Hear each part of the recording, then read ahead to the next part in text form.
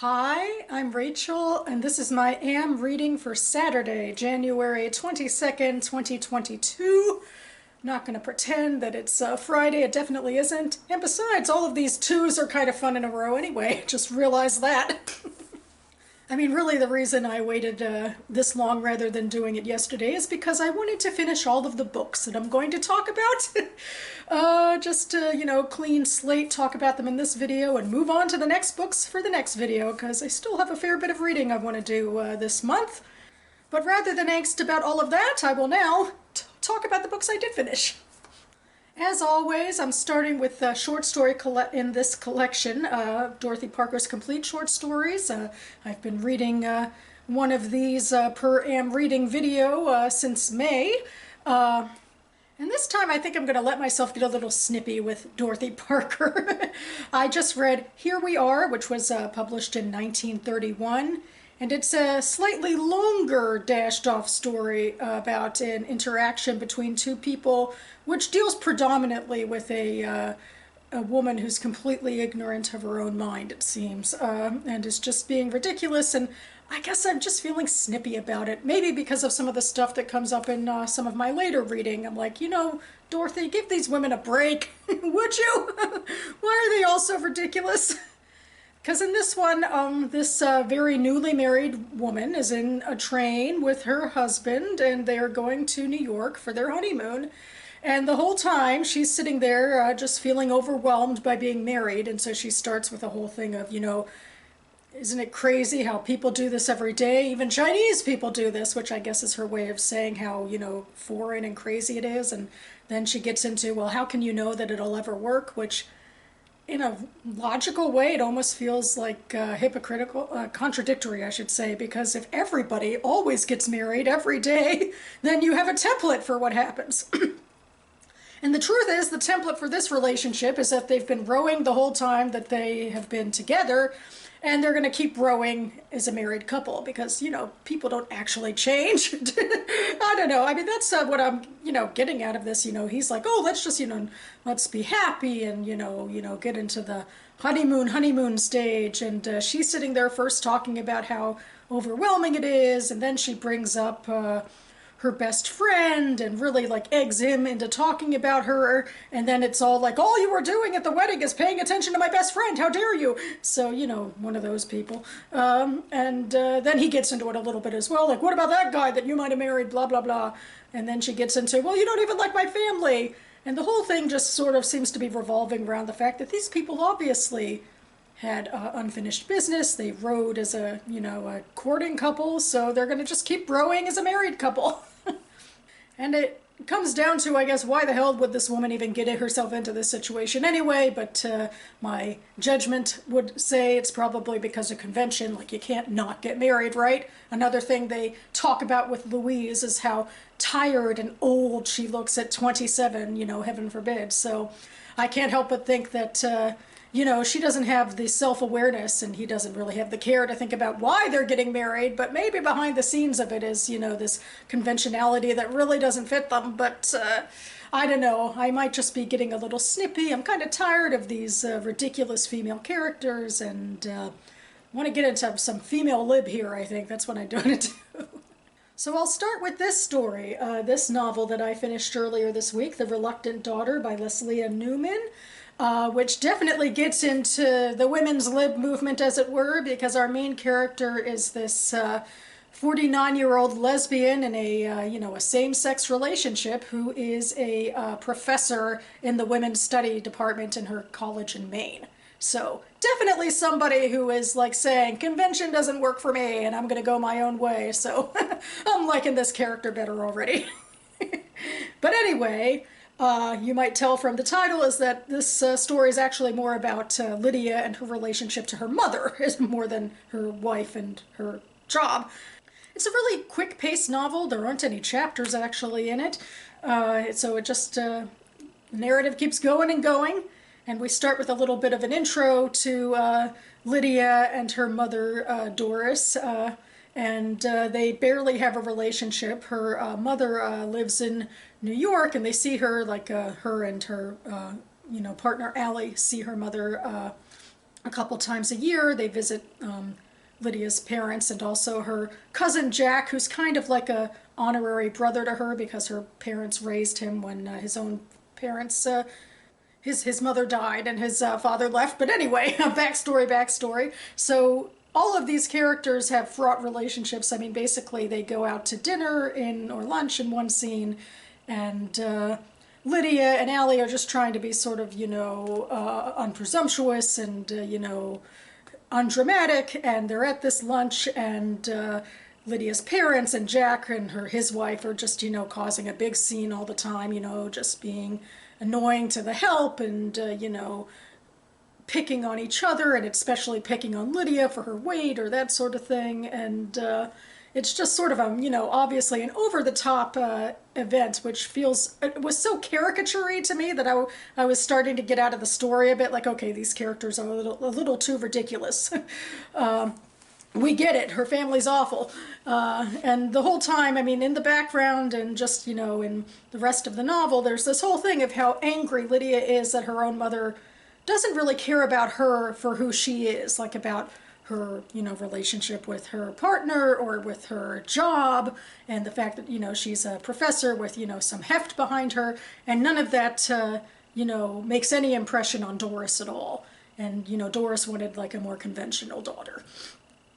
So anyway, that's where they are, and Lydia's just in this, she's very resentful about it. So it's not like, she's like, oh, whatever, I can just ignore that relationship. She's living in seething resentment.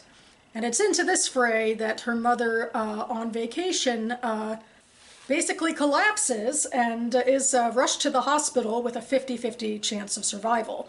So suddenly it comes into, okay, this is the end now. How do you want to resolve, or do you want to resolve the relationship with your mother?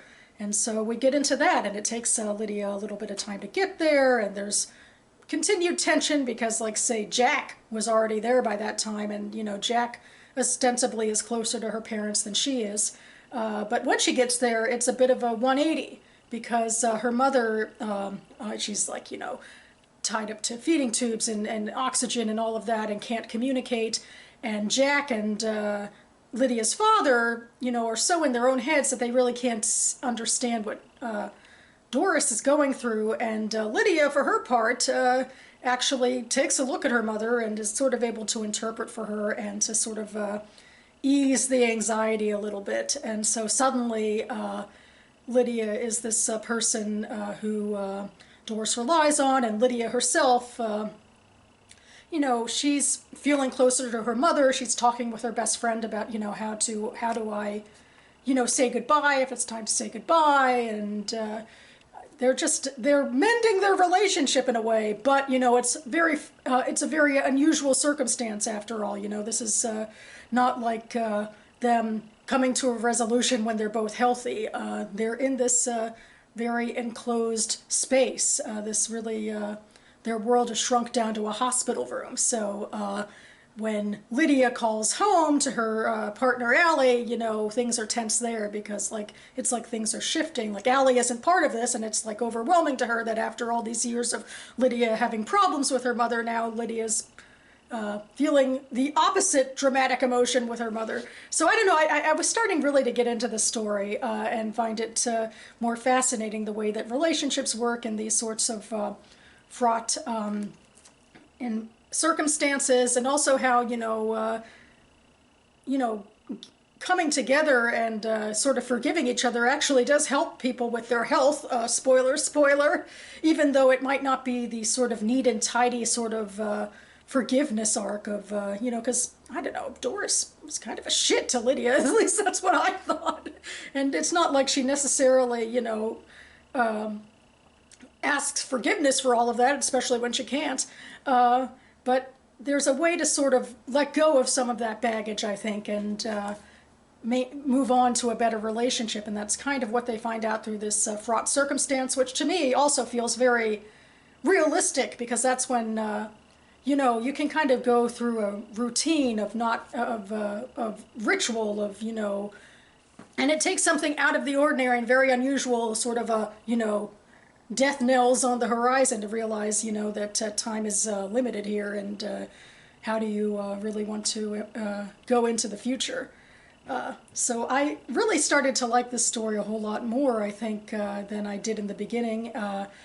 So I give it my kudos. Leslea Newman actually is a prolific author. She's written like 50 books at least. Mostly, I think, children's books is what she's most well known for. In fact, she referenced one of her books, Heather Has Two Mommies, within this book. So that was amusing. And also, this book was published by a small press, so I feel like I need to shout them out and leave a link down below. And yeah, I guess when I started this book, I didn't know if I would really like it that much, but now that I have rambled on about it, I think it ended on a better note for me than it began, so that makes me happy.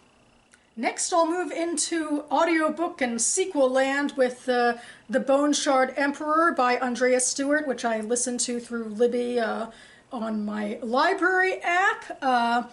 I mentioned this book in my mid-year freakout tag last year because it was coming out last November, and I finally got to it, so huzzah! This is book 2 of an epic fantasy series taking place I think in an Asian-inspired sort of epic fantasy of interconnected islands that move around. I always love when magic is a part of fantasy in a, an overt way. And then, speaking of magic, there is a magical system where people in power are able to make these constructs, and they use the bone shards of human beings to make them work, basically, and turn them into these sort of Frankenstein's monsters of a sort. So I feel like that's interesting, kind of fascinating, because, there's these callbacks to, like, zombies or Frankenstein's monster, but also it's unique in its way as well. And it can play into some socio-political themes, because most people obviously don't like having a piece of their bones forcibly taken from them, especially since this magic comes with the price that people can get sick due to how their shards are used, and it shortens their lives. So we already have problems fraught in this empire with the emperor's taking people's bone shards, locking himself away, and having these constructs sort of rule in his stead. And he keeps a fragile peace in a way by this history where his family, the Sukai family, vanquished this dangerous supernatural race that apparently kept everyone oppressed before, called the Alanga. So that's his way of keeping the peace, saying, well, you have to take your bone shards and create this magic system in case the Alanga come back. But it's been a long time since people have seen Alanga, and the people of this empire are suffering. There's also, greedy governors who also rule the individual islands, and seems like a few of them certainly are corrupt. And on top of that, there's a geological thing going on where some islands are starting to sink. And that also plays into some of the world building that Stewart did with, or so it seems, with this energy source called the Whetstone, which makes ships move quickly, and the way that they're mined, it seems like it might make islands sink. Uh-oh! So yeah, there's a lot of different forces at play, and that's mostly stuff just from the last book. In this book, the old emperor is gone, and his daughter, who's actually a sort of a creature of her own secretly, is trying to rule in his stead, and is trying to, make positive changes and stop collecting the bone shards and dismantling the constructs. But, people don't trust her because they, see her as the daughter of a despot. And there's other factions that basically want to do away with Empire entirely, so she has people, fighting against her. And her captain of the guard, in fact, is a spy for one of those organizations called the Shardless Few. His name is Jovis, and he's also a main character in the book. In the last book, he found out that his wife, who he's desperately been trying to find for years, was taken prisoner and killed, and now he's basically trying to get on with his life, and both he and Lynn have these magical companions, and that relationship continues to evolve into this book, and more magical world building. And then, to a lesser degree, we follow some other characters, a governor named Falu, who has a similar backstory to Lynn, that she took over from her despotic sort of father, and Falu's wife, Ramami, who used to be part of the Shardless Few, but I think they're trying to sort of deal with the complicated socio-political realities of rulership in an unequal society, so that stuff's kind of interesting too. And then the final character we're following is basically another constructor, or someone like Lynn, like a failed experiment. Lynn was not a failed experiment, but this other woman who goes by Yi Song is a failed experiment of the old emperors, and she wants revenge, and so that's going on as well. So yeah, there's a lot going on in this, which to me speaks to maybe the adult genre for this, in that the world feels very complicated. So it's not just sort of a thin veneer for the characters, even though this is a pretty plotty, fast-paced book, like a lot of YA is too. And I also feel like Lynn comes off a bit as like a brash teenager. Like a lot of her thoughts are sort of impulsive and quick to be defensive, the way that a lot of YA protagonists can be. And her romance with Jovis also has a lot of the tropes of YA romance. So I feel like there could be crossover appeal. Not that we get so involved in whether or not something is YA or fantasy, especially when it comes to female authors. And I don't know, at the end of the day, I feel like it should come down to, in this case, this book's case, if you are interested in a fast-paced, compelling world with a lot of unique attributes and fun characters to follow, you'll probably like this series. I do think that some of the writing hits you over the head a bit too much, like Stewart maybe isn't trusting us enough to follow along on our own. But still, I'm enjoying it for the fantasy elements, of figuring things out and following compelling characters. So, yeah. And the last book of the trilogy comes out this November, so I'll probably be talking about it again in my next mid-year freakout tag. And finally, the last book I have to talk about in this video is Oh Beautiful by Jung Yun, which, much like the last book, was a book that came out last November, and I talked about in my mid-year freakout tag. I was excited to read this book because I really liked Jung Yun's first novel. Her debut novel, Shelter, was one of my favorite reads of the year a couple of years ago. So I was very excited when I saw that she was going to publish a new novel. I was also intrigued just because I heard that it was set in North Dakota, and it would be talking about an oil boom and about the small town life there, and particularly about how a mixed race Asian American family would fit into that. And so I thought, this is relatively untapped territory, or at least that I've read about, and I really loved what she did with her last book, and so I was excited to get to it, and I roped my mom and auntie's book club into reading this. We're meeting in a couple of weeks. Like a lot of sophomore novels, perhaps, or the stereotype about sophomore novels is I didn't like it as much as the first one. I wrote a very long review on Goodreads just now, and so in that way I feel like I can't dismiss this out of hand. I'm just too taken in by this author and what she's trying to do, and I'll definitely be seeing what she writes next.